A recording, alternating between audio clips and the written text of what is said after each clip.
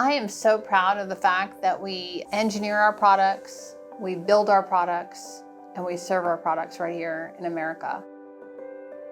Winton Machine is the American story. My husband George and I started the business in the basement of our house. He's a mechanical engineer by degree, grew up in machine shops and had a lot of really great mechanical experience. And I grew up in manufacturing as well. And so together we make a really great team. I had written an article about tube and pipe, and I published it in an international magazine. It published it altruistically. And lo and behold, in January of '96, Chrysler Corporation called me, my home phone. He actually needed some tooling. So he asked me if I could build the tooling for him. And I had 2 screwdrivers and a pair of pliers in my basement, and I said, yes, I can do that. And so it just started evolving from there. We created the company and we built our first machine in our house, converted our basement to a machine shop, and our garage was assembly, and upstairs was an office. And we moved down to our first manufacturing facility when we hired our first full-time employee. We build factory automation. The majority of what we do is build machines to help our customers make tubular parts for their products. So it could be a refrigerator. Right now it's summertime and you're at a pool, and it could be that pool ladder, it could be that lifeguard stand, it could be a boat. There's railings and all sorts of bent tubing. It could be aerospace. This machine is actually bending what's called semi-rigid coax cable. You'll find a lot of first world countries use this in their defense programs for high-frequency transmissions. It's a commitment on our part to train the next generation of creators. The best engineers have hands-on experience as well as CAD experience.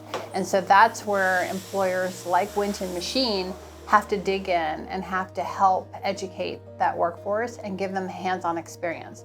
But it's up to the students to be able to be willing to go in the floor, get dirty, work on machines, learn. I've been at Winton for 10 years. I would say that a college degree is not what you need. If you want to work at a place that is a manufacturing plant, the first step is walking in and seeing if they'll actually be willing to train you. Further education afterwards is great, but if you want to get into this field, college isn't necessary. There's constant challenges, and right now regulatory challenges in manufacturing, the cost of doing business here in the United States. We have some competitors in the United States, but we have a lot of overseas competitors, and I want a level playing field as they have, and so I want to be able to innovate and provide the best possible solutions for my customers. But in order to do that, the cost of building that equipment, I need to be competitive. I can charge a little bit more, but I can't charge too much more.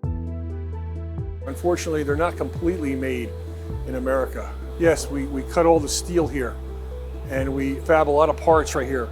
But as far as some of the purchased components, we can't get those inside the United States anymore. They're coming from either Mexico, or they're coming from Indonesia, coming from China, they're coming from somewhere else in Asia. Some components are coming from Europe. We say it's made in America, we believe it's made in America. However, we have to realize it does take a community. It does take a village. Being made in America, it's hard to find the words to really describe how important it is to me. I'm really proud that we build automation, that we design it.